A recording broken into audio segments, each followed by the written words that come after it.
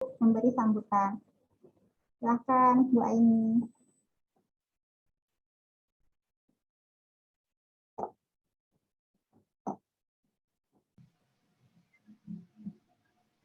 Bismillahirrahmanirrahim.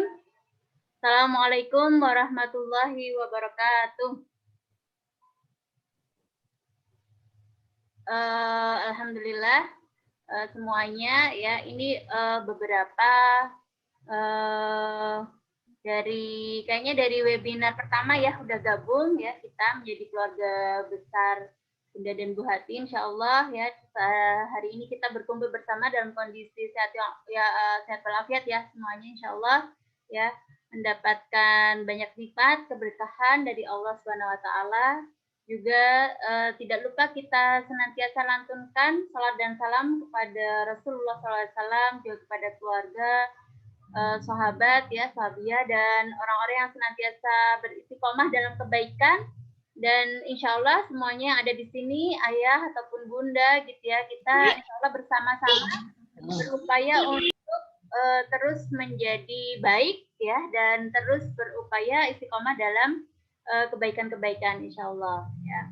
Pada webinar kali ini gitu ya, kita akan mengupas ya, nanti Bunda Sukma ya yang lebih ini ya, nanti akan mendetil gitu ya, bagaimana kemudian kita ya insya Allah hari Selasa akan memasuki bulan Ramadan ya, buat yang beragama Islam gitu ya, dan kita akan memulai ya persiapan Ramadan ini, menyiapkan diri kita untuk terus apa bahasanya ya, jadi berbahagia gitu ya, riset gitu ya pemikiran kita gitu ya. Jadi kita udah apapun nanti yang terjadi gitu ya, kita akan terus bahagia ya, sebagaimana ada mungkin saya nukil sedikit gitu ya, bagaimana kita salah seorang sahabat Rasulullah gitu, itu adalah orang yang mendapatkan banyak ujian ya dari Allah, tapi apapun yang terjadi ternyata dia tetap berbahagia, dan memang benar gitu ya, kita itu dikatakan bahwa seorang mukmin itu apapun yang terjadi itu adalah dia bersyukur dan juga bersabar gitu ya, berbahagia dengan apapun, karena sebenarnya itu adalah baik ya untuk diri kita gitu ya, apapun tinggal kemudian nanti mungkin akan diuraikan oleh Bunda Sukma ya, sudut pandangnya. Nah, kita kadang-kadang mungkin keliru gitu ya, tidak bisa merasakan gitu ya, merasakan kebahagiaan gitu ya, tidak merasa nikmat ya, karena kita tidak pas sudut pandangnya gitu. Ketika kita mengukur kebahagiaan itu melalui materi ya, dalam hal ini adalah uang gitu ya. Jadi orang kalau misalnya nggak dapat uang maka tidak bahagia gitu. Padahal ternyata kesehatan itu sangat mahal harganya gitu ya. Bahwa kemudian jasad kita gitu ya, bahkan satu saraf dalam tubuh kita saja itu seharusnya kita syukuri, dan itu bisa mendatangkan kebahagiaan untuk diri kita gitu ya. Insya Allah saya tidak berpanjang-panjang gitu ya, nanti Bunda Sukma yang akan menguraikan lebih banyak, dan juga harapannya hari ini bisa lebih interaktif ya. Nanti pesertanya Bunda Indri mohon dipandu gitu ya, nanti untuk pertanyaan tanya jawab bisa interaktif, nanti ada termin-termin dan segala macam gitu ya. Jadi teman-teman semuanya ya, partisipan, para peserta juga lebih bisa antusias gitu ya dalam menanggapi materi kali ini. Insya Allah itu saja. Assalamualaikum warahmatullahi wabarakatuh.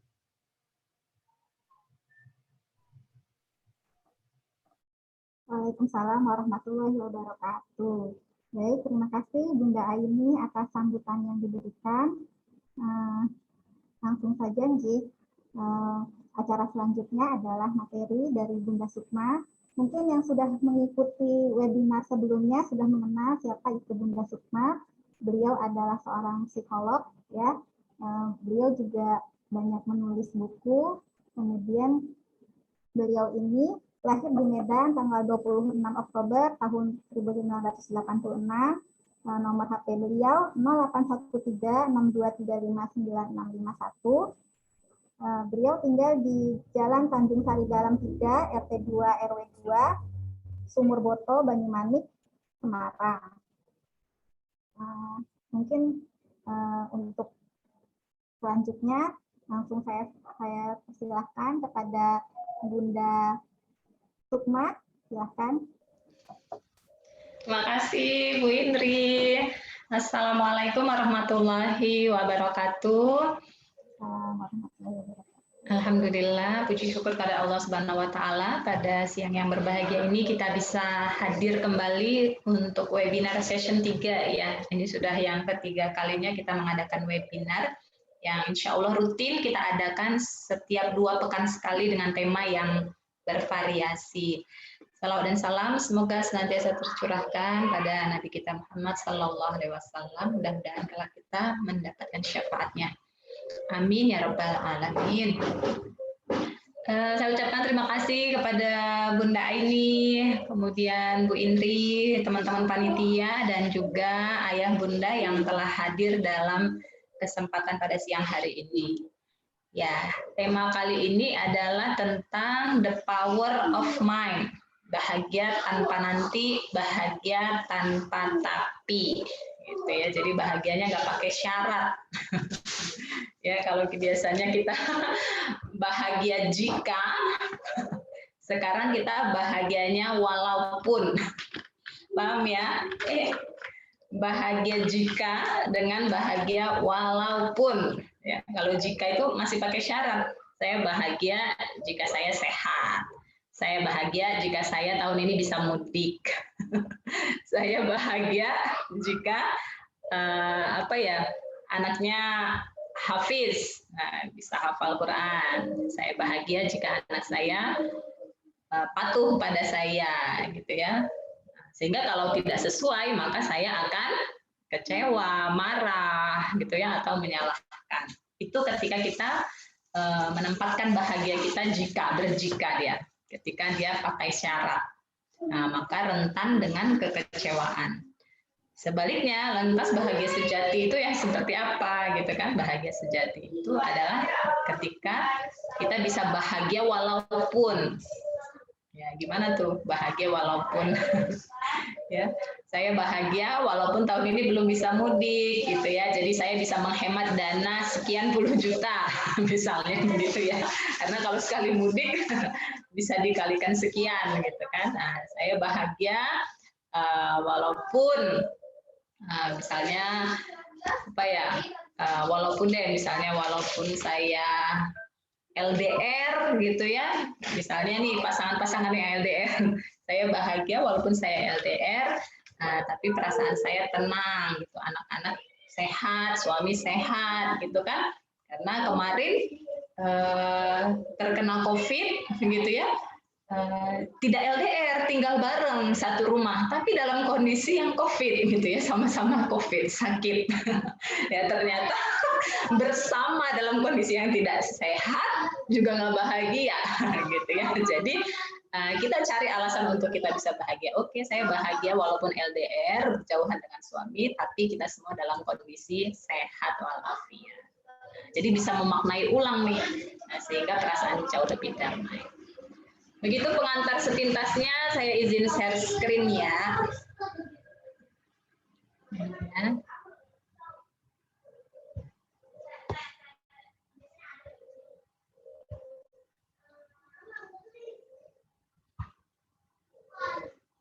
Oke, muncul ya.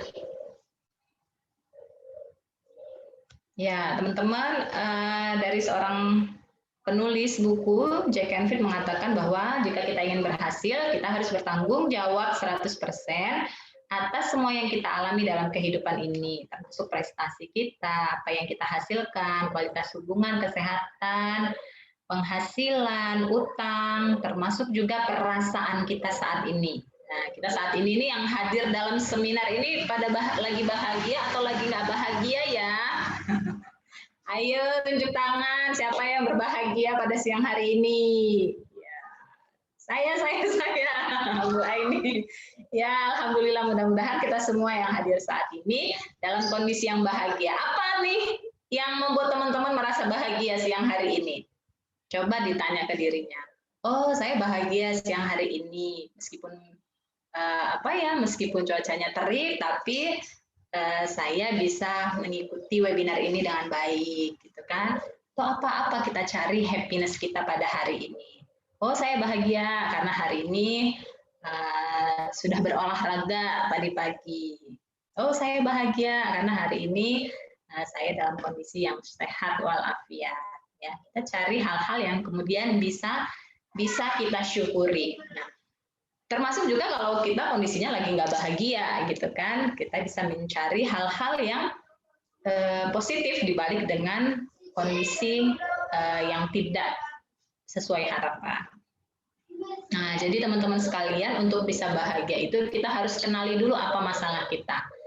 Apakah saat ini kita sedang bermasalah dengan pasangankah, dengan kesehatankah, dengan keuangankah, dengan pekerjaan mungkin, atau dengan pengasuhan. Nah, apa masalah kita saat ini? Kita harus bisa mengenali diri kita sendiri dulu. Gitu. Kita lagi punya masalah apa ya? Jangan-jangan kita lagi bad mood, lagi bete, lagi kesel, tapi kita nggak tahu keselnya kenapa, gitu ya. Nah, jadi kunci kalau mau bahagia atau bahagia tadi ya, adalah kita harus kenali dulu apa sih masalah kita, gitu ya. Jangan-jangan kita merasa bete, merasa nggak nyaman, tapi kita nggak tahu apa sih yang buat kita nggak nyaman, ya kan. Jadi pertama sekali kita harus kenali diri kita dulu, kenali kondisi kita, kenali emosi kita, apa yang sedang kita rasakan, ya. Makanya kalau ada teman-teman yang konseling klien gitu ya, saya akan tanyakan apa yang kamu rasakan, gitu kan. Misalnya dia cerita masalahnya. Oke, Nas, di antara masalah-masalah tadi perasaan kamu bagaimana? Apa yang kamu rasakan? Gitu kan? Sedihkah, marahkah, kesalkah, kecewakah, cemburukah? Nah, gitu ya. Nah, kita juga bisa bertanya pada diri kita sendiri, apa sih yang sedang saya rasakan? Masalahnya apa? Misalnya masalahnya anak saya nggak nurut sama saya, Bu. Anak saya tidak mengerjakan tugasnya, gitu ya. Anak saya belajarnya males-malesan, misalnya seperti itu. Lantas perasaan ibu bagaimana, gitu ya? Dengan kondisi anak ibu yang seperti tadi itu, perasaan ibu bagaimana? Saya kecewa, gitu ya. Saya marah karena dia tidak mengerjakan apa yang seharusnya dia kerjakan, misalnya. Saya kecewa karena harapan saya dia menjadi anak yang bertanggung jawab, anak yang disiplin, gitu kan. Nah, itu. Jadi semakin clear, oh masalahnya bahwa bukan anaknya, kan jadi ketemu ya. Tadinya kita mengira masalahnya bahwa anak saya tidak mengerjakan tugasnya. Tapi ketika kita tanya pada diri kita, apa yang ibu rasakan terkait dengan masalah tersebut? Saya merasa kecewa.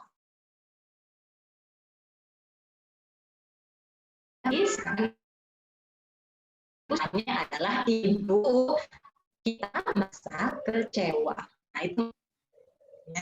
Jadi bukan masalah itu bukan sesuatu yang dari luar, yang itu masalah sesungguhnya adalah yang kita rasakan. Apa yang bergejolak dalam diri itu yang disebut masalah. Kenapa terjadi masalah, Bu Sukma? Nah, jadi definisi masalah itu adalah adanya jarak antara apa.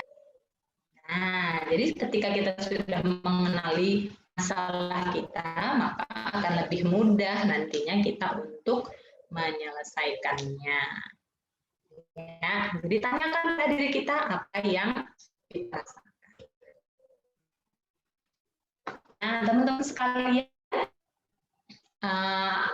ketika kita sudah mengenali nih masalah kita, oh saya tadi sedang kecewa pada pemerintah misalnya karena nah kecewa kita itu akan itu kan memberikan respon.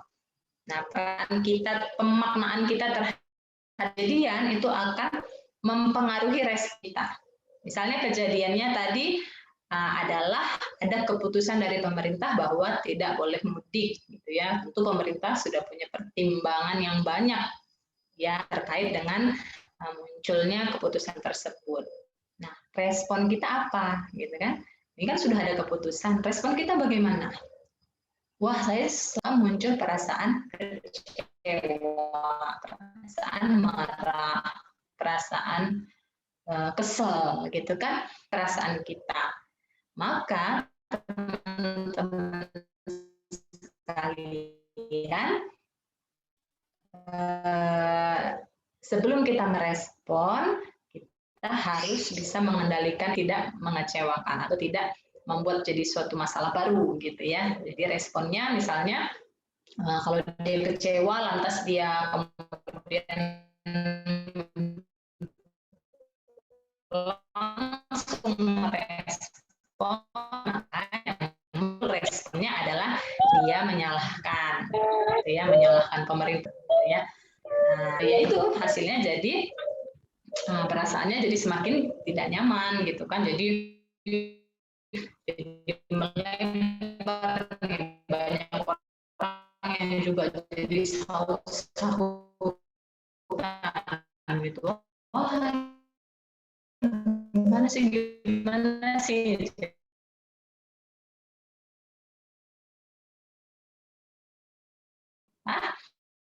sesuatu yang tidak bisa kita ganggu gugat, ya kan, karena kita tidak punya wewenang ke situ, maka respon kita yang kita kendalikan. Oke, kita kecewa, itu wajar karena kita sudah punya harapan, tapi kemudian kita perlu mengelola perasaan kecewa ini, tidak langsung merespon, kita kelola dulu apa sih, berempati gitu namanya, berempati apa sih sebenarnya maksud pemerintah melarang mudik ini misalnya. Oh, mungkin supaya COVID-nya tidak meninggi gitu ya, sehingga rencana pemerintah untuk pendidikan di semester depan masuk sekolah anak-anak gitu ya bisa terwujud gitu kan. Nah, kalau dibebaskan mudik, barangkali nanti lonjakan COVID-nya semakin tinggi sehingga keputusan yang sudah direncanakan untuk anak-anak semester depan sudah masuk sekolah bisa jadi batal. Nah, kita berempati sehingga responnya kita bisa lebih memaklumi gitu ya, hasilnya jadi positif. Nah, seperti itu teman-teman sekalian ya, bunda-bunda. Jadi kebahagiaan itu seperti itu. Jadi kita tetap berbahagia walaupun ada hal-hal yang belum sesuai harapan kita. Ya. Nah, ini dia tahapan ketika kita mendapati suatu masalah. Ya, kayak misalnya tadi ya, kalau ke orang tua anak tadi ya, misalnya si anak tadi tidak mengerjakan tugas gitu ya, maka awalnya kita akan menyangkal itu apa ya, kayak marah, menolak gitu ya, menolak, kamu tuh harusnya mengerjakan tugasmu gitu ya, ibu nggak bisa terima kalau kamu tidak mengerjakan tugasmu.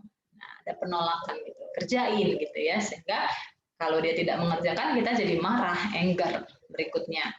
Nah, kemudian efeknya, misalnya itu tadi karena ada kejadian, misalnya anaknya ditegur guru gitu, Bu, anaknya kok belum ngerjain tugas, gitu ya. Ibunya awalnya tentu nggak terima, aduh kamu kok nggak ngerjain tugas sih? Ya akhirnya kemudian jadi marahin anaknya, kenapa nggak dikerjain gitu ya.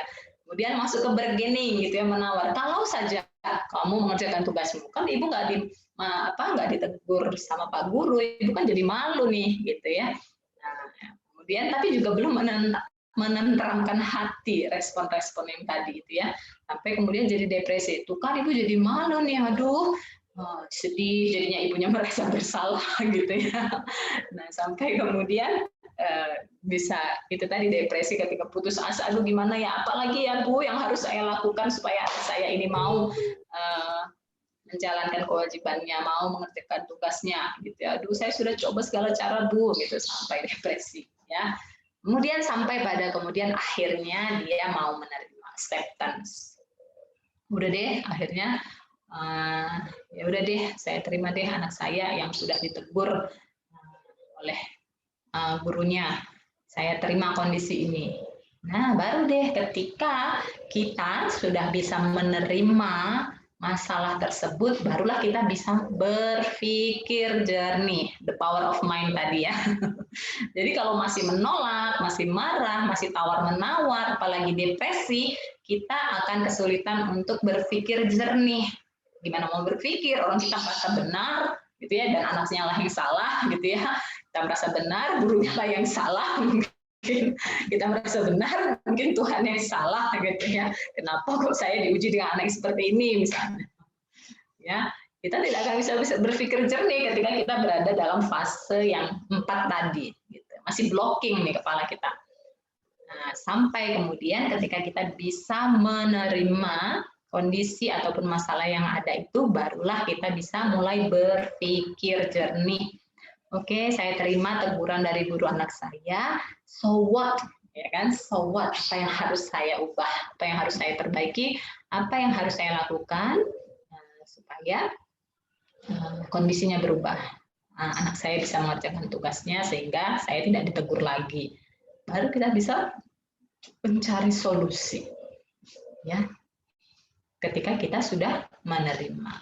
Tapi kalau masih menyangkal, masih menolak, masih marah, no, kita akan kesulitan untuk mencari solusi yang tepat. Malah justru muncul masalah baru. Seperti tadi kalau marahin anaknya, ya anaknya tambah tertekan, tambah malas belajar dong, gitu ya. Kalau masih bargaining, masih menyalahkan, nah dia juga merasa tidak nyaman. Ya, jadi mau tidak mau, karena itu adalah suatu kejadian yang memang tidak bisa kita kendalikan, datangnya juga atas izin Tuhan, maka kita terima. Kita terima.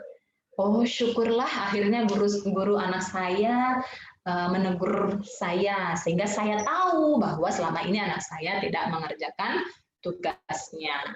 Kalau saja Bu Guru tidak menjapri saya atau menegur saya, tentu saya tidak tahu perkembangan anak saya, gitu ya. Saya kira selama ini dia udah ngerjain tugasnya karena banyak di HP, ternyata enggak. Oh, syukurlah.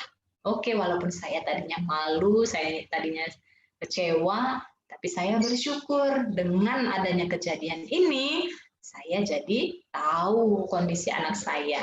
Dan saya jadi tahu bahwa saya juga harusnya punya peran terhadap anak saya, mengontrol perilaku mereka, mengontrol tugas-tugas mereka sudah terlaksana atau belum, sehingga bisa lebih ada hikmahnya gitu ya, ada hikmahnya, sehingga kita bisa memetik hikmah dari suatu kejadian. Nah, itulah yang membuat kita jadi bahagia, gitu ya. Nah, sehingga hasilnya pun akan berubah ketika kita sudah bisa menerima masalahnya. Ya, menyalahkan kejadian tidak akan ada efeknya, ya, tidak akan maksimal karena sesuatu yang di luar kendali kita, gitu kan. Kayak misalnya tadi mudik itu kan sesuatu yang dalam kendali kita, gitu kan, karena itu sudah keputusan dari luar yang kalau kita salahkan juga apa wewenang kita, gitu kan. Nanti kalau tetap memaksakan diri, konsekuensinya, misalnya tadi ya responnya adalah ya udah deh mudik aja, meskipun ada aturannya bahwa ada denda dan segala macam, bisa jadi saya tidak masuk dalam kategori itu, nah, gitu kan. Jadi ketika responnya seperti itu, maka hasilnya nanti kan belum tahu hasilnya ya, bisa jadi keputusannya itu benar dan kemudian jadinya ngefek ketika kita melanggar aturannya. Oh, jadinya ketangkep deh, jadinya kena denda deh, gitu ya, buah dari respon kita. Maka kita harus mengendalikan respon kita terhadap apapun kejadian yang ada di luar kita. Ini dari Wayne Dyer. Dia mengatakan bahwa semua sikap menyalahkan hanyalah membuang waktu. Sebanyak apapun kesalahan orang lain yang kita temukan dan sebanyak apapun kita menyalahkannya, hal itu tak akan mengubah kita. Ya, jadi semua sikap menyalahkan hanyalah akan membuang-buang waktu saja. Sebanyak apapun kita menyalahkan orang lain dan sebanyak apapun kita menyalahkannya tidak akan mengubah keadaan. Ya, jadi buang-buang waktu, capek energi ya, ngabisi emosi aja kalau cuma berkeluh kesah. Ada sesuatu yang tidak bisa kita kendalikan. Jadi ketika kita sudah mengubah reaksi kita, cara kita merespon suatu masalah, maka disitulah kehidupan kita mulai menjadi lebih baik. Ya. Jadi kalau sharing misalnya kayak dulu nih ya, misalnya masalahnya, saya merasa bermasalah ketika anak saya yang laki-laki tidak mau makan nasi, gitu ya. Namanya orang tua kalau anaknya nggak mau makan nasi kan bingung ya. Duh, apalagi orang Indonesia gitu ya, taunya makan tuh ya makan nasi gitu ya. Jadi kalau anaknya nggak makan nasi, ya belum makan gitu ya. Nah, oke, gitu kan. Nah, itu sudah satu masalah. Kenapa? Karena harapan kita dia makan nasi, kenyataannya dia tidak mau makan nasi. Belum lagi datang masalah dari luar. Misalnya komentar tetangga, komentar dari keluarga, kok anaknya nggak makan nasi, gimana nanti gizinya, gitu kan. Aduh, tambah menambah ibu stres. Aduh, gimana ya, kayaknya jadi, aduh kayaknya gagal deh jadi orang tua gitu ya. Nah, itu fase-fase yang saya alami waktu itu gitu kan. Terus ya jadinya kita jadi emosi. Nah, karena kita udah disalahkan gitu ya, kemudian kita juga bingung harus bagaimana, anaknya nggak mau gitu kan, bingung. Jadi mempengaruhi kemudian emosi kita kepada si anak tersebut.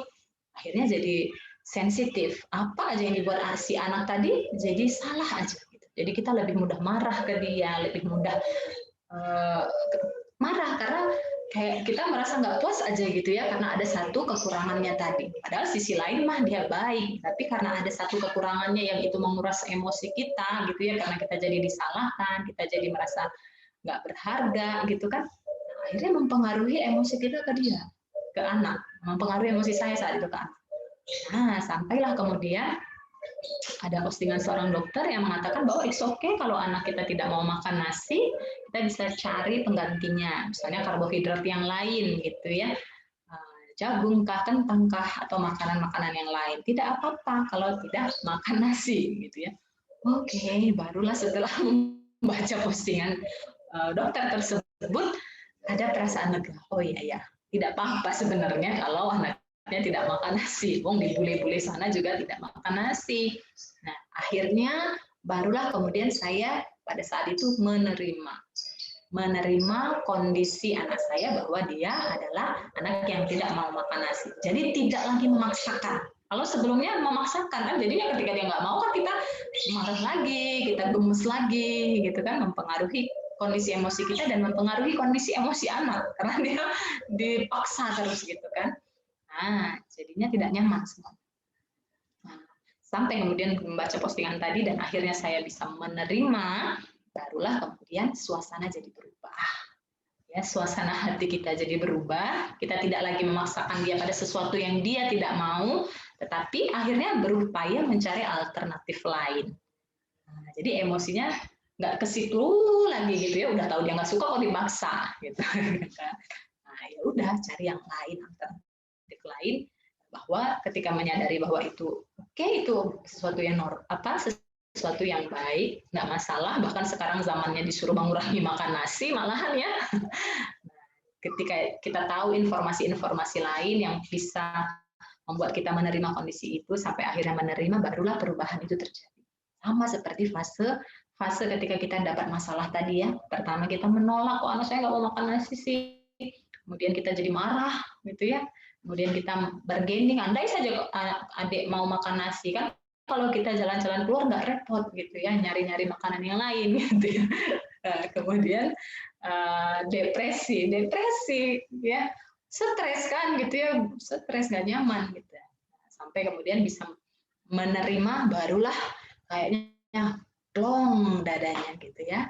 Nah, seperti itu bunda-bunda. Jadi apapun persoalan kita, kalau kita sudah tahu rumusnya tadi, kita bisa langsung lompat, walaupun memang kita pasti melewati juga fase-fase tadi, ada penolakan, ada kemarahan, tetapi ketika kita sudah tahu ilmunya, kita tidak lagi terlalu lama berada di zona itu. Gitu ya, tidak lagi terlalu lama berada di zona kemarahan, di zona bergening, di zona penolakan. Kita bisa langsung lompat ke menerima. Ya, jadi lebih cepat gitu ya, walaupun tetap ada reaksi awal, itu wajar. Ya. Kemudian saat kamu tidak menemukan solusi untuk masalahmu, mungkin bukan masalahnya yang harus diselesaikan, tapi kenyataan yang harus diterima. Nah, seperti tadi ya, jadi tidak memaksakan lagi kehendaknya kita kepada orang lain. gitu ya, kepada anak, kepada pasangan, kepada pekerjaan kita, ya, kepada atasan kita atau kepada bawahan kita. Kalau sudah tahu sesuatu itu tidak bisa diubah, ya sudah, gitu. Yang harus kita lakukan berarti menerima. Sehingga kita bisa mengubah fokus kita ke hal lain yang lebih positif. Tidak fokus ke masalah terus ya, jadi bisa pindah ke sesuatu yang lebih positif dari orang tersebut. Sesuatu yang kita tolak dan hindari akan terus menghantui kita. Ya, jadi kalau semakin ditolak perasaannya, semakin dihindari, dia kayak semakin manggil-manggil gitu untuk ditanggapi. Jadi kalau kita merasa sedih atau lagi merasa tidak nyaman, tetap kita harus mengopeni perasaan tersebut dulu. Kalau enggak, dia tetap manggil-manggil. Nah, jadi supaya kita bisa bahagia tanpa tapi, bahagia tanpa nanti tadi, kita harus pahami bahwa permasalahan itu sebenarnya adalah cara Tuhan untuk menyayangi kita. Seperti contoh tadi, anak yang ditegur oleh gurunya karena belum mengerjakan PR. Nah, akhirnya si orang tua jadi paham bahwa anaknya ada kekurangannya, sehingga dia harus terlibat membantu anaknya. Gitu ya, itu tanda-tanda Allah menyayangi kita. Gitu ya. Kemudian apalagi kemudian tahapan untuk menuju kesuksesan lebih tinggi. Nah, biasanya ketika kita diuji dengan suatu masalah, kita akan belajar ilmu baru. Ya, belajar ilmu baru. Contohnya kayak saya dulu pernah ada masalah misalnya dengan anak gitu ya. Jadi belajar ilmu manajemen emosi. Jadi punya pengalaman bagaimana mengelola emosi. Dulunya gampang marah-marah ke anak, setelah melalui proses pembelajaran, kemudian evaluasi diri, jadi tahu, oh ternyata yang buat saya mudah marah itu misalnya ya saya punya inner child gitu ya, sehingga refleks emosi saya dulu itu berlebihan, anaknya kesalahannya dikit, saya marahnya berlebihan. Oh ternyata saya punya luka pengasuhan masa kecil nih. Nah ketika saya memahami itu, menyadari itu dan mengobati luka tersebut, sekarang sudah jauh lebih bisa mengelola emosi saat menghadapi kekurangan anak-anak. Kita jadi dapat ilmu baru nih, gitu ya, termasuk ilmu-ilmu lainnya tentang tadi ya, acceptance, tentang ikhlas, tentang memaafkan. Itu juga didapatkan ketika saya dulu juga punya masalah, gitu kan. Jadi masalah ini sebenarnya adalah alat pemicu untuk kita belajar lebih banyak, gitu ya. Alat pemicu untuk kita belajar lebih banyak, sehingga ketika kita ada masalah kemudian kita belajar dan memetik hikmah dari masalah itu, kan itu jadi jalan menuju kesuksesan lebih tinggi, ya kan. Jadi ada ilmu baru sehingga kita naik derajat lagi gitu. Jadi bisa berbagi ilmu kepada yang lain yang mungkin sedang punya masalah yang hampir sama dengan yang pernah kita lewati. Kita udah melewati, berarti kita sudah tahu apa ya proses yang kita lewati sebelumnya untuk bisa berdamai dengan semua itu. Nah, kita bisa jadi menginspirasi atau membantu orang lain untuk kemudian melewati ujian-ujiannya tersebut. Ya, karena pastinya setiap masalah pasti ada pembelajaran dan hikmah di balik itu. Ya, Allah bilang bersama dengan kesulitan ada kemudahan. Kemudian ada lagi ayatnya yang lain. Allah tidak akan menguji kita di luar batas kesanggupan kita gitu. Jadi semua ujian atau masalah yang diberikan kepada kita itu sudah sesuai dengan kemampuan kita masing-masing. Kemudian ini dari tokoh barat mengatakan bahwa terapi yang terbaik bagi keresahan jiwa adalah keimanan kepada Tuhan. Ya, orang barat sana aja tahu gitu ya bahwa spiritual itu adalah terapi yang paling tinggi. Ya, jadi adanya keimanan. Keimanan itu keyakinan tadi ya bahwa masalah itu juga akan berlalu, masalah itu sudah sesuai dengan kesanggupan kita, masalah itu adalah bungkus dari hadiah yang mau Tuhan kasih ke kita, gitu kan. Jadi alih-alih kita menolak tadi ya, seperti prosesnya menolak masalahnya, kita justru menyambut dan mensyukuri saat masalah itu datang. Ya. Nah, ini tadi bagaimana cara untuk kita bisa berdamai dengan masalah-masalah kita. Yang pertama kita accept dulu, kita terima dulu masalahnya dengan ikhlas, karena masalah itu datang juga dari Allah, atas izin Allah. ya, bukan semata atas kesalahan pelakunya, tapi juga atas izin Allah. Kenapa diizinkan Allah? Karena tadi Allah ingin angkat derajat kita, Allah ingin beri kita hadiah, karena bersama kesulitan itu sesungguhnya ada kemudahan dan kebaikan, gitu kan. Allah ingin tambah lagi kita ilmu, Allah ingin hapuskan dosa-dosa kita, gitu kan. Nah, sehingga Allah izinkan itu terjadi. Nah, kita terima, ya kan. Kemudian yang kedua, kita maafkan. Kalau ada orang-orang yang terkait dalam permasalahan tadi, kita maafkan. Misalnya si ibu tadi bermasalah dengan anaknya, maka kita maafkan juga anaknya, gitu ya, sehingga perasaan kita jadi lebih ridho kepada anak tersebut. Nah, berikutnya letting go, berserah diri kepada Allah. Dan yang terakhir adalah grateful. Grateful itu kita bersyukur bahwa semua masalah itu pasti ada kebaikan di dalamnya, dan kita bersyukur pada Allah karena masalah yang saat ini, masalah yang sebelum-sebelumnya sudah berhasil kita lewati, dan itu pasti dengan pertolongan Allah. Termasuk juga masalah yang misalnya saat ini kita hadapi, juga pasti nanti akan terlewati juga, maka kita selalu berbanyak syukur kepada Allah. Oke, nah teman-teman sekalian, ini ada 3 tipe ya, 3 tipe. Ini kalau judulnya 3 tipe dalam bekerja, tapi kalau kita kaitkan dalam kehidupan, ini terkait dengan niat. Niat kita dalam menjalani kehidupan, niat kita dalam menjalankan peran kita ada 3. Satu disebut job. Job, kita mengerjakan suatu tugas atau suatu pekerjaan karena kita berharap imbalan. Sama kayak kita misalnya beribadah atau nanti berpuasa. Kalau motivasi kita hanya sekedar job atau imbalan atau pahala, maka sifatnya sementara. Ya, jadi kalau misalnya kita nggak dapat imbalan atau kita nggak dapat pahala, atau misalnya kita sedekah kita harapkan 10 kali lipat, misalnya ternyata Allah nggak kasih 10 kali lipat, kita udah nyoba ternyata gagal, nggak dibalas, gitu ya, kita jadi kecewa dan kemudian berhenti melakukan ibadah tersebut atau jadi nggak totalitas lagi. Nah, efeknya seperti itu. Kemudian yang kedua, karir. Karir ini maksudnya adalah peningkatan karir gitu ya. Kalau misalnya di pekerjaan itu dari staff kemudian menjadi supervisor menjadi manajer dan seterusnya. Nah, ini juga motivasinya masih motivasi dari luar gitu ya. Kalau misalnya karirnya nggak naik, maka udah deh, saya kerjanya biasa-biasa aja gitu ya. Toh karir saya udah mentok sampai sini. Biar aja yang lain deh yang ngerjain, buat apa saya capek-capek gitu ya. Itu kalau motivasinya karir. Sama kayak kalau misalnya kita ibadah, udah capek-capek ibadah, saya hidupnya gini-gini aja, males deh gitu ya. Jadi molor lagi, mundur lagi. Nah, ketika kita punya motivasi tapi motivasinya eksternal, itu mudah gonjang-ganjingnya itu mudah gitu ya, tidak konsisten jadinya ketika yang di luar itu ternyata tidak sesuai harapan kita. Maka ada yang namanya yang ketiga itu calling. Calling itu motivasi yang berasal dari dalam diri kita.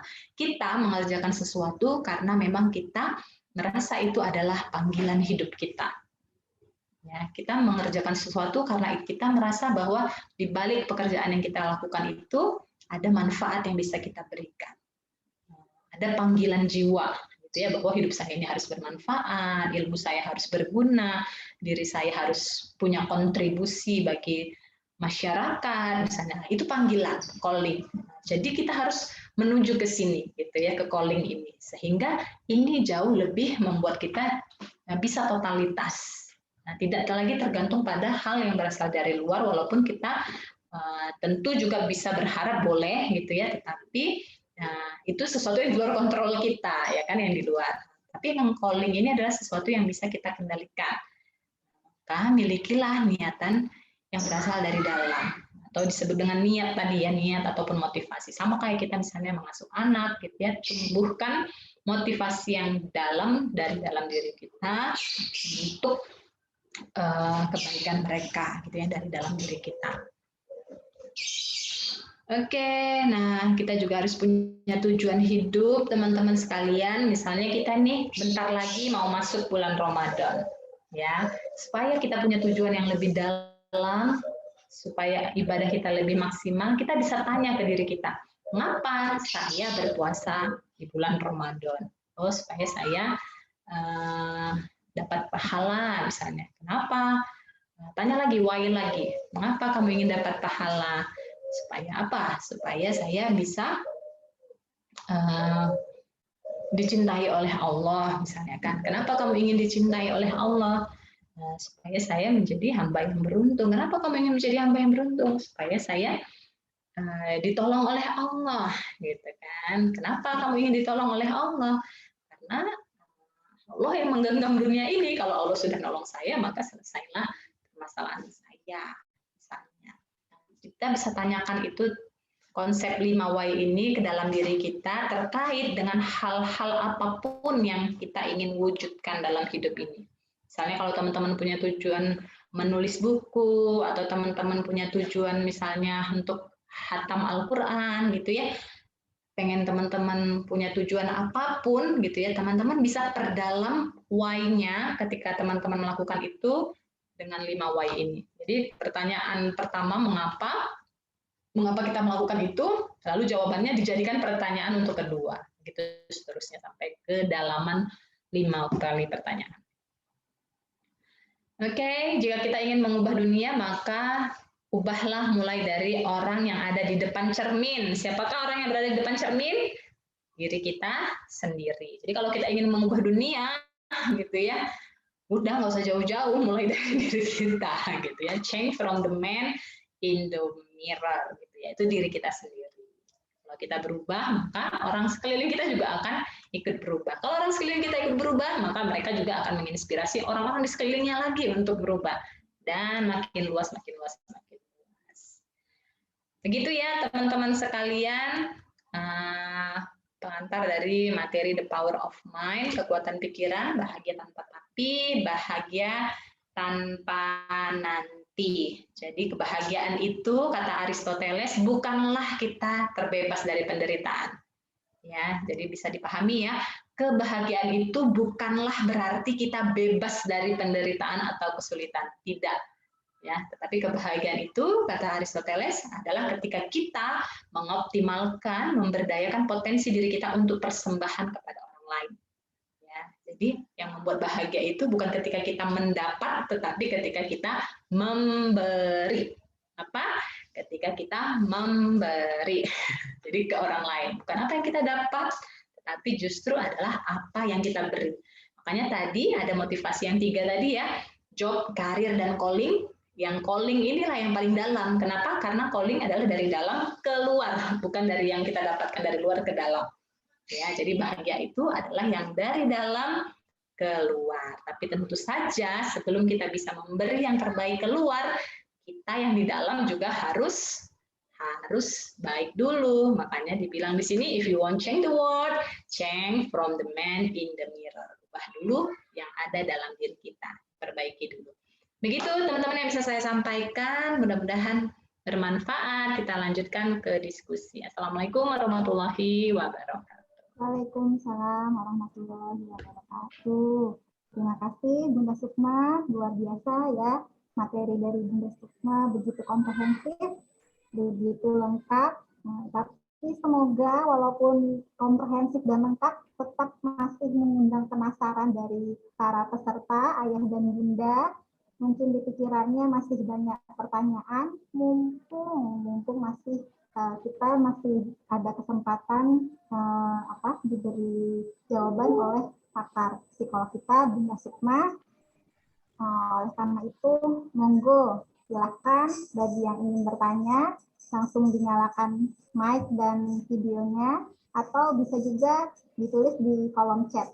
Nah, nanti insya Allah bagi para penanya yang dianggap pertanyaannya paling menarik, Bunda Sukma punya giveaway ya, Bunda Sukma ya? Ya, betul. Kita punya 3 buku ya. Yang pertama judulnya Bahagia Bersama Al-Quran. Kemudian yang kedua Hijrah Muslimah. Yang ketiga Long Distance Marriage. Monggo silahkan para ayah bunda, langsung saja pertanyaan dengan membuka mic dan video langsung dilontarkan kepada Bunda Sukma. Silahkan. Oh ya, sambil menunggu pertanyaan dari para ayah bunda, izinkan saya mengingatkan kembali untuk mengisi presensi di kolom chat ya, ada linknya. Di situ kami sudah membagikan link. Silahkan presensi diisi. Ada dari Bunda Ifatul ini izin bertanya. Silahkan Bunda Ifatul, mau langsung bertanya atau lewat kolom chat? Silahkan. Bunda Agustina dulu, Bu Indri.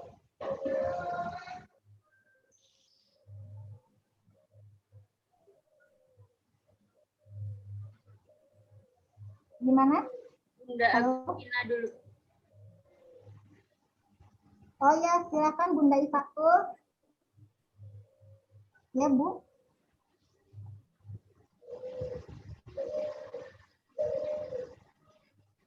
Sambil menunggu Bunda Iva ngechat, itu mungkin bisa Pak Aris, Bu Indri, Pak Aris. yang raise hand. Ya, ya, silakan. Ya, Pak. bisa. Dari ngalian, silakan Pak Aris. Assalamualaikum. Oh, Ibu ya, Ibu, maaf. Silakan Bu Aris. Oke, jazakillah atas materinya Bunda Sukma. Sangat bagus sekali, The Power of Mind. Bahagia tanpa nanti, bahagia tanpa tapi. Subhanallah ya. Ini mungkin menurut saya pribadi ya, sangat pas ya. Pada saat ketika saya sendiri mengalami sebuah masalah di mana baik itu di dalam keluarga, di tempat bekerja atau tempat saya dakwah, dan kemudian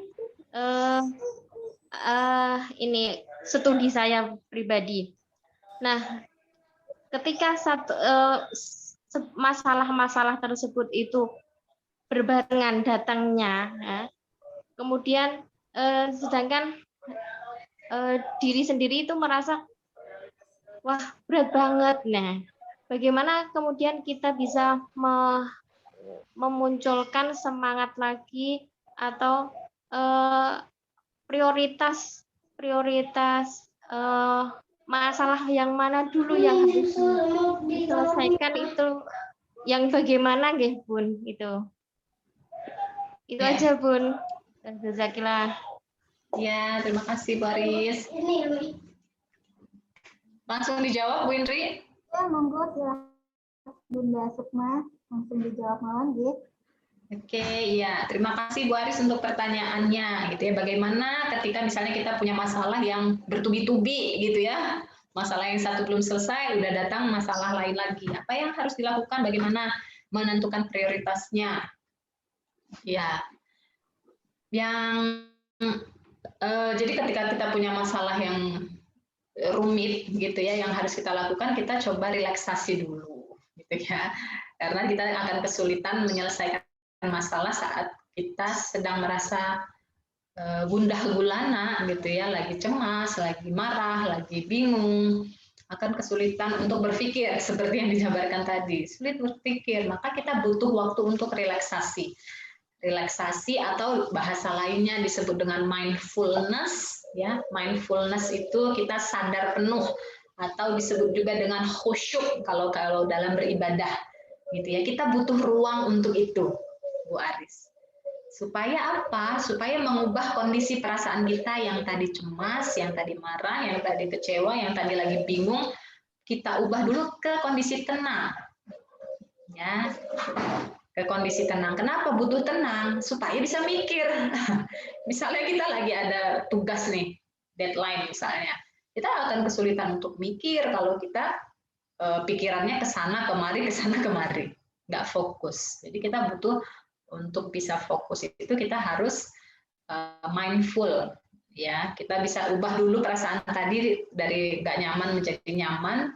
Bisa dengan sholat, bisa dengan wudhu, bisa dengan apapun itu, bisa juga dengan teknik mindfulness, kalau mau yang simple. Teknik mindfulness itu seperti apa? Tekniknya adalah, mindfulness itu intinya adalah supaya kita bisa fokus ke masa kini. Ya, kadang-kadang yang buat kita bingung itu kan mengkhawatirkan masalah menyesali masa lalu, mengkhawatirkan masa depan. ini nggak nyata, Masa lalu udah lewat, masa depan belum terjadi, gitu ya. Sibuk mikirin masa depan, yang ini aja belum, gitu kan. Nah, jadi mindfulness itu adalah teknik supaya melatih kita untuk fokus pada saat ini. Yang nyata itu kan yang saat ini nih, yang ini yang nyata. Nah, jadi kalau yang misalnya yang harapan kita ingin memperbaiki yang masa depan atau yang masa depannya nanti baik, maka fokuslah pada yang saat ininya. Nah, fokus pada saat ini. Dan misalnya ketika banyak tugas seperti itu,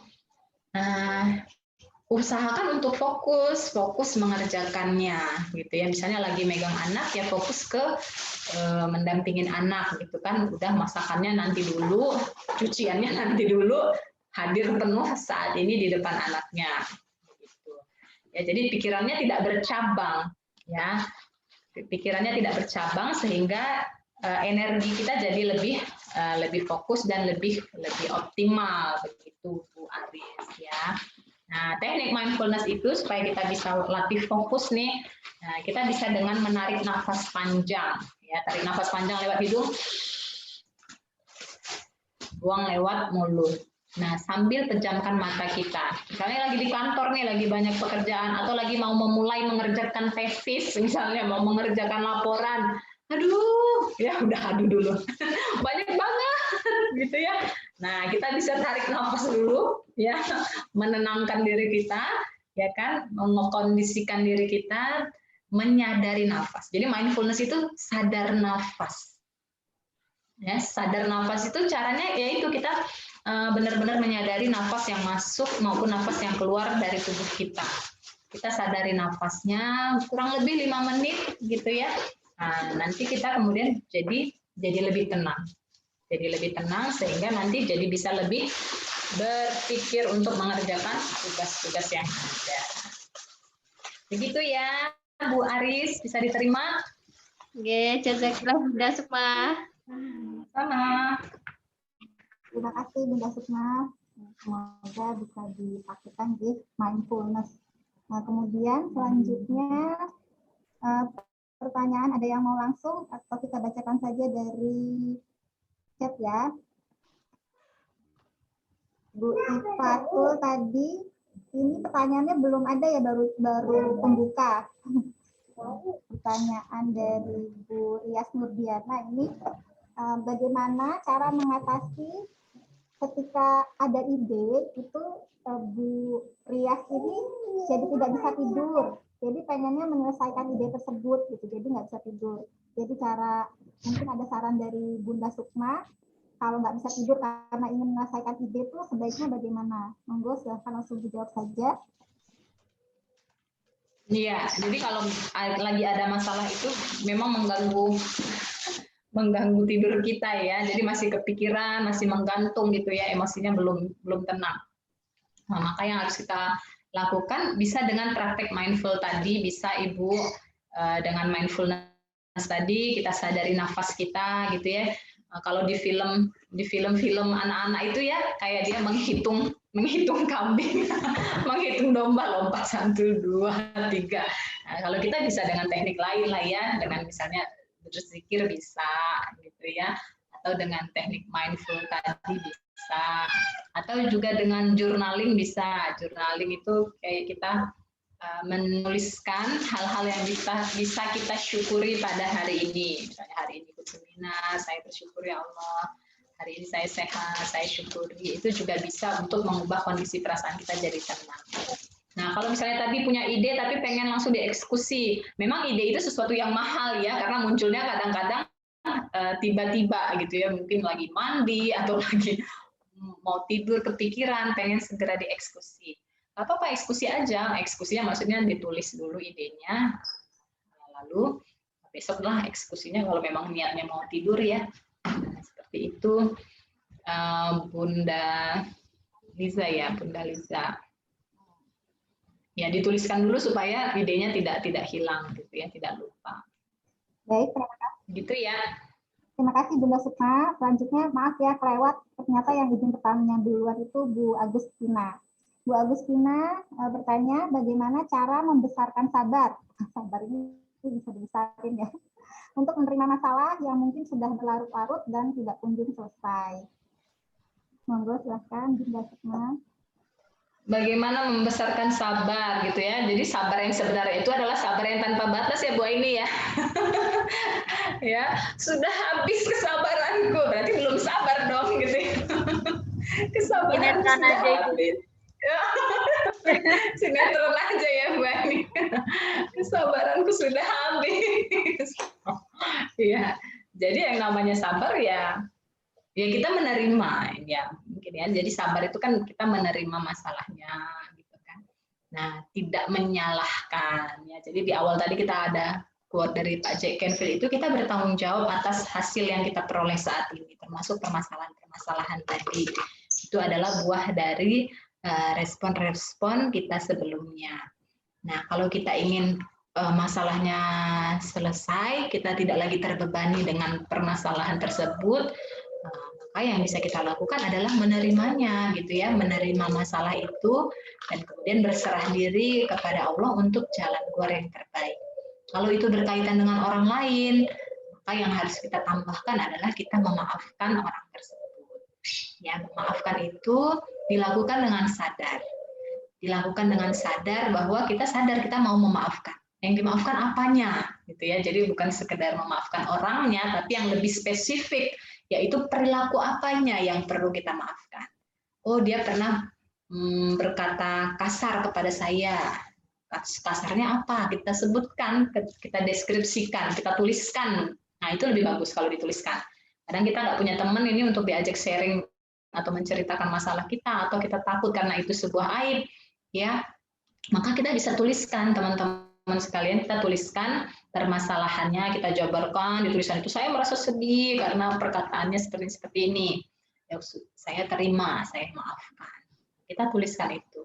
Lalu misalnya kertasnya boleh dibakar kah atau dibuang, tapi emosi yang dari dalam sudah kita keluarkan. Nah, itu pentingnya.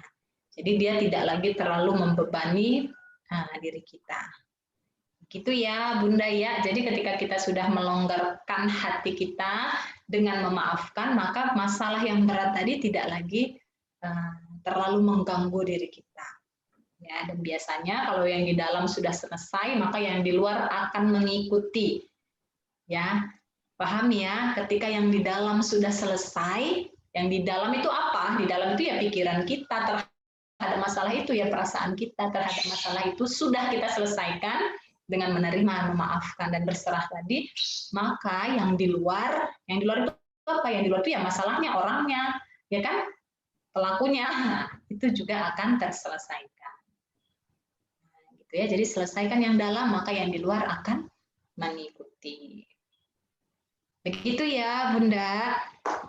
Ya, terima kasih Bunda Sukma. Nah, jadi intinya kalau ada masalah berlarut-larut, mungkin kita belum bisa menerima ya. Jadi tugas yang pertama itu adalah menerima ya, Bunda Sukma ya. Betul. Oke. Baik, selanjutnya pertanyaan dari Bunda Ifatul ya. Beliau ini katanya punya inner child. Nah, bagaimana cara mengatasi inner child tersebut? Inner child-nya itu berupa Bunda Ifatul ini merasa tidak sepemahaman dengan keluarganya, terutama orang tua. Jadi mungkin orang tuanya itu suka mengikutsertakan kemusyrikan, kemudian pilihan jodoh yang tidak sevisi dengan Bunda Ifa, dan ya pokoknya intinya ada perselisihan di dalam keluarganya Bunda Ifa. Jadi ada inner child-nya beliau yang terbawa mungkin sampai sekarang. Monggo Bunda Sukma, silahkan dijawab. Dengar nggak ya Bunda Sukma ya? Iya, dengar. Saya coba sambil baca. Nah, pertanyaan bagaimana supaya mendapatkan ridho orang tua dan juga orang-orang di sekitar saya? Ya, jadi ada namanya takdir. Takdir itu ketika sudah terjadi itu namanya takdir, Bu. Jadi kalau belum terjadi itu kita masih bisa mengubahnya, ya, masih bisa mengupayakan, masih bisa ikhtiar, masih bisa berusaha. Tapi kalau sudah terjadi, saya sudah menikah dengan suami saya, Bu, walaupun bukan pilihan saya misalnya, tapi sudah terjadi, sudah jadi suaminya. Nah, itu namanya takdir. Artinya takdir itu apa? Kalau itu sudah terjadi, berarti itu sudah yang terbaik, gitu ya. Kalau bukan yang terbaik, maka pasti ada saja halangannya. Kita tidak berjodoh dengan lelaki tersebut, gitu ya. Walaupun itu pilihan orang tua sekalipun, walaupun kita tidak suka, gitu kan. Tapi kalau sudah terjadi, itu tandanya bahwa Allah sudah meridhoi itu. Walaupun prosesnya tadi ya aneka rupa, bisa jadi kita tidak setuju, kita tidak suka, atau orang tua memaksakan gitu kan. Nah, itu kan prosesnya. Tapi ketika sudah terjadi, nah itu namanya takdir, takdir yang terbaik buat kita. Maka yang harus kita lakukan menerimanya, menerima jodoh pilihan orang tua, yaitu pilihan orang tua, tapi juga pastinya pilihan dari yang terbaik dari Allah untuk kita. Nah, sehingga kita ridholah menerima itu, gitu ya. Karena kalau tidak berjodoh sekalipun, pasti ada aja tuh jalannya ya. Kan kita banyak ya dengar berita-berita yang besok mau nikah, hari ini batal, gitu ya. Ada kan, gitu. Itu tandanya apa? Takdirnya belum berjodoh saat itu. Tapi kita bisa berjodoh, nah, berarti kan itu sudah takdirnya kita. Artinya pasti udah yang terbaik buat kita. Bagaimana supaya kita bisa mendapatkan ridho orang tua?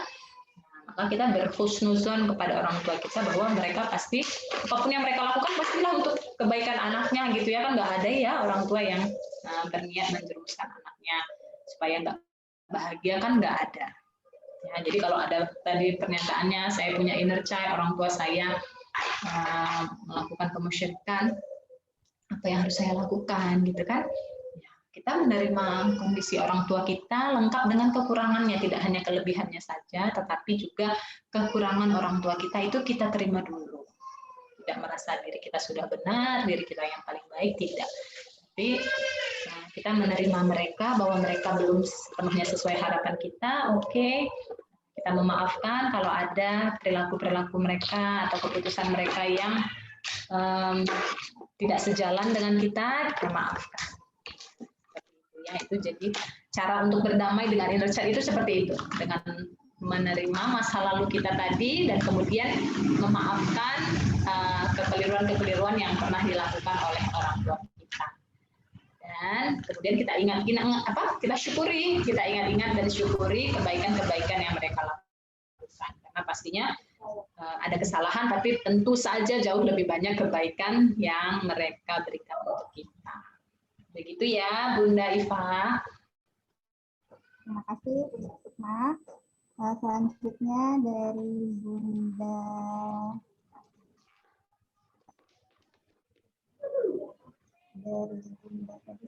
Indah.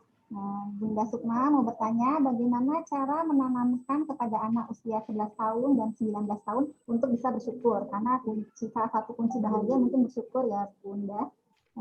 Monggo silahkan dijawab Bunda Sukma. Iya, bagaimana melatih anak supaya bersyukur. Nah, itu dengan contoh, kalau misalnya untuk anak-anak dengan modeling dari orang tuanya. Anak meniru orang tuanya ya. Jadi kalau kita ingin anak kita pandai bersyukur, maka tentu saja kita menunjukkan perilaku yang pandai bersyukur juga. Contohnya gimana, Bu? Misalnya ketika anak kita melakukan suatu kebaikan, membantu urusan kita, gitu ya, maka kita ucap syukur kepadanya, gitu ya. Jadi tanda-tanda orang bersyukur itu tidak hanya bersyukur kepada Allah ke atas, tapi juga bersyukur kepada makhluknya, gitu ya. Termasuk ke anak kita, kalau dia membantu kita, menolong kita, nurut pada kita, maka kita juga harus bersyukur padanya, gitu ya. Makasih ya. Kakak udah bantu Umi, makasih ya. Jadi kamu menuruti atau mengikuti kata-kata Ibu. Makasih ya, kamu sudah menjadi anak yang soleh. Makasih ya, kamu sudah sholat 5 waktu. Nah, kita mensyukuri itu dan mengucapkannya kepada anak kita. Sehingga mereka pun terbiasa untuk bersyukur. Ketika misalnya kita memberikan kebaikan pada mereka, memberikan mereka hadiah, memenuhi permintaan mereka, mereka pun jadi terbiasa pula untuk mengucap syukur dan berterima kasih kepada kita. Kenapa? Karena dia juga terbiasa mendengar ucapan syukur dari kita orang tuanya. Begitu. Kemudian ini dari Bunda Liza, semoga tadi sudah diwakilkan ya cara mengolah hati ketika ditimpa masalah yang berat, kan tadi ada masalah yang bertubi-tubi ya. Nah, ini mungkin sudah diwakilkan tadi dari pertanyaan Bunda Aris ya. Kemudian dari Bunda Ilmi, bagaimana cara menumbuhkan kepercayaan diri pada anak usia kelas 1 atau 2 SD? Mungkin ini agak melenceng dari tema, nggak apa-apa ya Bunda ya. Mumpung ada Bunda Sukma. Kenapa meningkatkan kepercayaan diri? Ya, Bunda. Pada anak usia kelas 1 atau 2 SD. Oh iya, pada anak usia dini. Ya. Jadi anak-anak itu merasa tidak percaya diri ketika dia merasa tidak dihargai. Ya, jadi dia merasa kecil, konsep dirinya negatif karena kita misalnya sering labeling gitu ya, sering ditakut-takuti gitu ya. Nah, itu bisa membuat anak merasa tidak pede dengan dirinya. Maka biasakanlah, kita juga perlu sebagai orang tua melatih diri kita untuk memberikan label-label yang positif untuk anak kita ya. Kamu percaya diri, kamu anak pemberani, itu bisa dengan sugesti juga bisa gitu ya. Nah, kemudian ada satu lagi yaitu hargai mereka sehingga mereka bisa menghargai dirinya sendiri. Cara menghargai anak gimana, Bu Sukma? Dengarkan. Ya, dengarkan. Jadi ketika anak-anak itu datang menghampiri kita, mengajak kita cerita ataupun mengajak kita ngobrol, dengarkan. Hadir penuh, dengarkan mereka. Itu akan membuat mereka merasa, oh ya, bahwa saya ini diterima dengan baik ya, oh saya ini dihargai. Sehingga mereka pun nantinya juga bisa lebih menghargai orang lain dan juga bisa lebih menghargai dirinya, gitu ya, tidak mudah dibully. Nah, seperti itu. Karena kitanya di rumah sudah menghargai mereka. Bagi Bunda ya, bisa diperhatikan.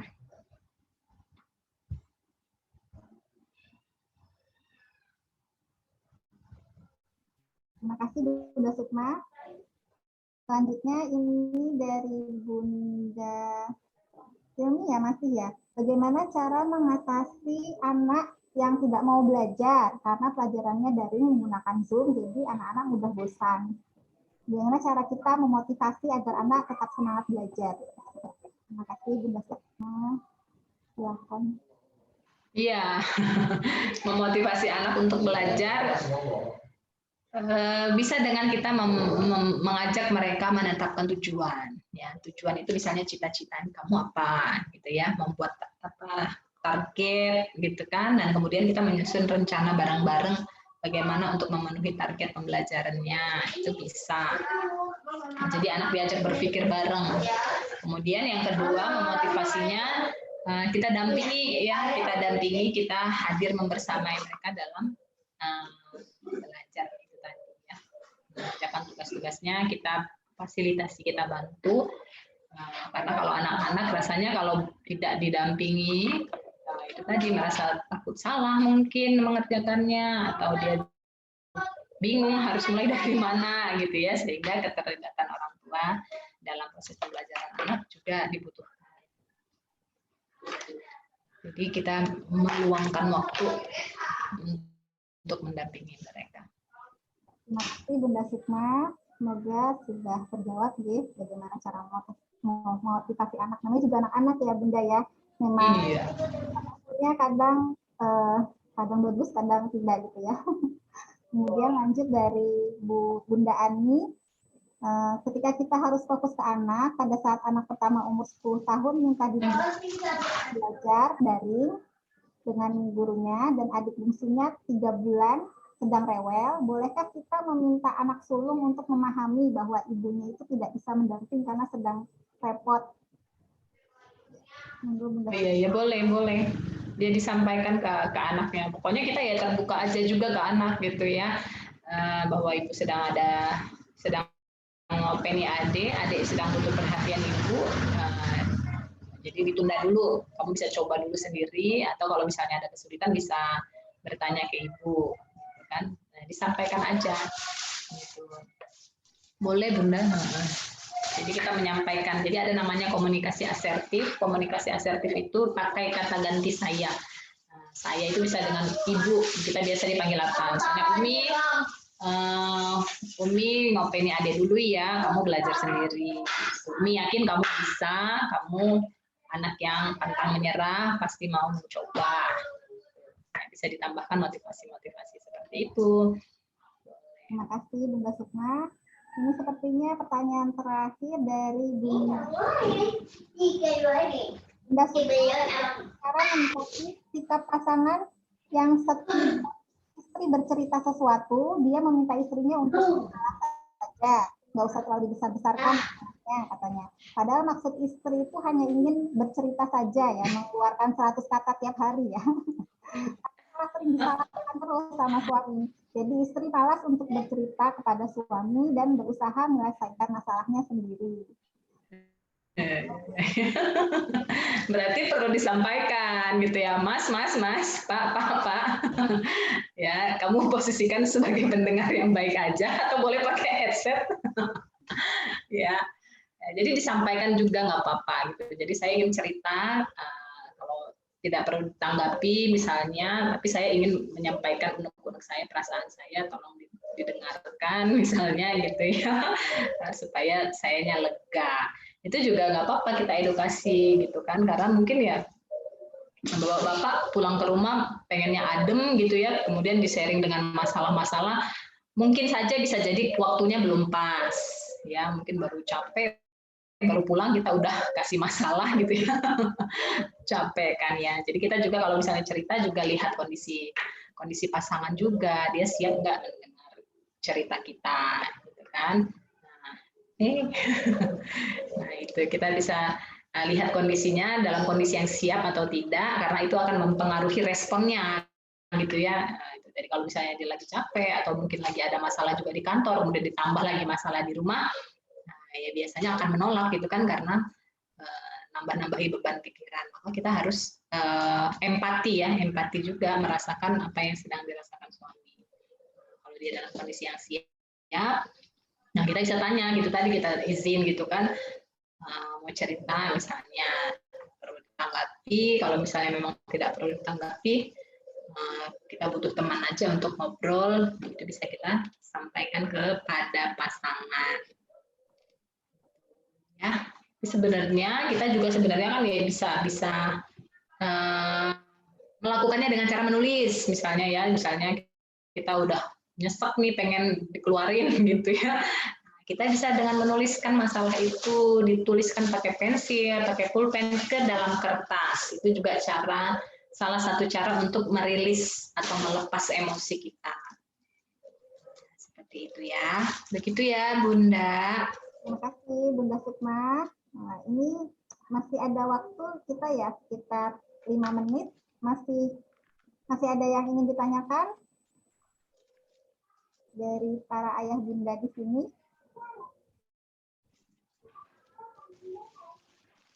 Cukup ya? Apa masih ada lagi? Mumpung ada Bunda Sukma loh, psikolog.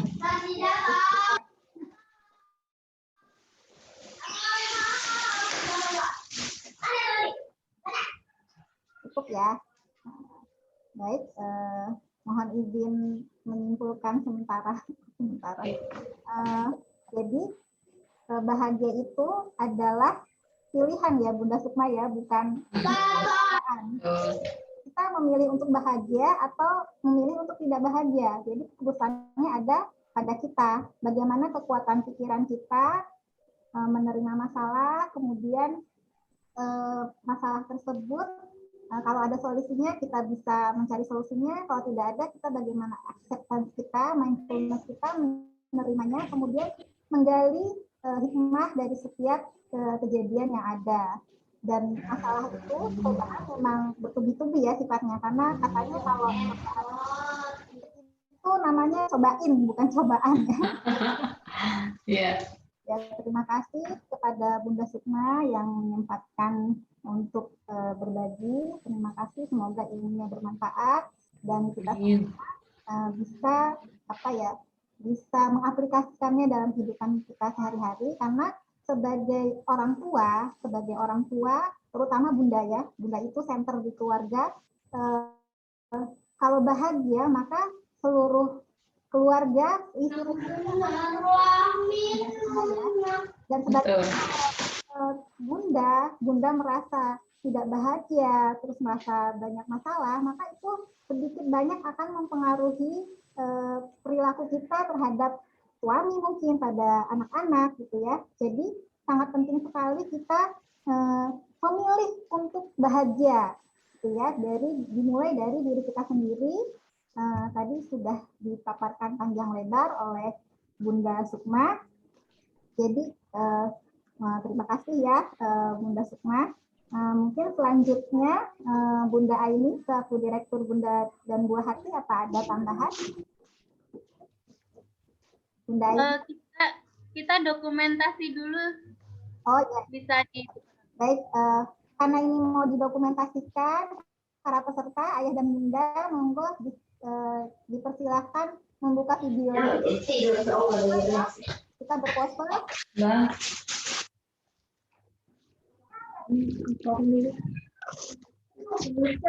Kita berpose agar bisa di-share ya.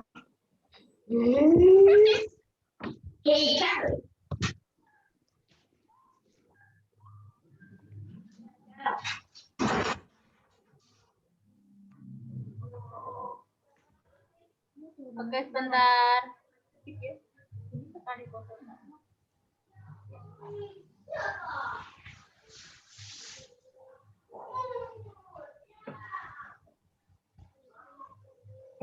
Ya, sudah. Sama.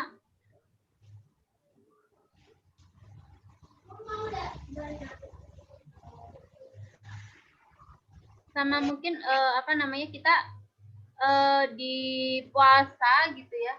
Soalnya sih puasa kita akan ada. Jadi webinar selanjutnya kita tentang temanya tentang pernikahan ya. Nanti bunda-bunda ataupun ayah yang ikut ya pada kesempatan kali ini nanti bisa menantikan ya info selanjutnya gitu ya. Untuk kalau puasa gimana bunda-bunda? Nggak masalah ya, insya Allah ya. Tetap ada webinar atau kita nggak masalah ya, insya Allah ya. Semakin nggak apa-apa. Ya. Belajarnya nggak harus nunggu puasa selesai ya Bu. Iya, belajar kan juga ibadah ya. Kita belajarnya terus ya, insya Allah. Udah insya Allah cukup Bu Indri. Terima kasih Bu Aini. Jadi jangan lupa ya nantikan webinar kita selanjutnya, webinar batch keempat mengenai pernikahan ya, harmonisasi suami istri. Bunda ikut ini ya, follow di Instagram kami Bunda dan Buah Hati. Terus kami juga ada rekaman via YouTube-nya. Monggo silahkan disebar bagi yang tidak sempat menyimak hari ini. Mungkin kita tutup saja dengan bacaan hamdalah. Alhamdulillahirabbil alamin. Saya selaku moderator mohon maaf atas segala salah saya. Oh ya, maaf lupa pengumuman giveaway ya. Dengan giveaway Bunda Sukma bermurah hati mau membagikan buku karangannya. Kami berikan kepada 3 penanya terbaik yang mendapatkan, yaitu yang pertama Bu Agustina dari Kepulauan Selayar, Sulawesi Selatan. Selamat Bu Agustina. Kemudian yang kedua Bu Aris dari Ngalian. Yang ketiga Bunda Ifatul. Selamat ya bagi yang mendapatkan giveaway. Silahkan selanjutnya untuk menghubungi admin kami ya. Terima kasih atas partisipasinya siang ini. Kita tutup bersama dengan bacaan hamdalah. Alhamdulillahirabbil alamin. Dan kemudian wassalamualaikum warahmatullahi wabarakatuh. Waalaikumsalam warahmatullahi wabarakatuh.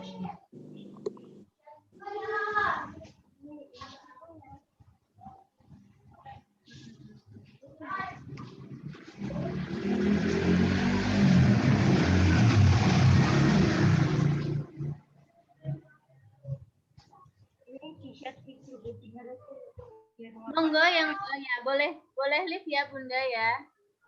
Silakan.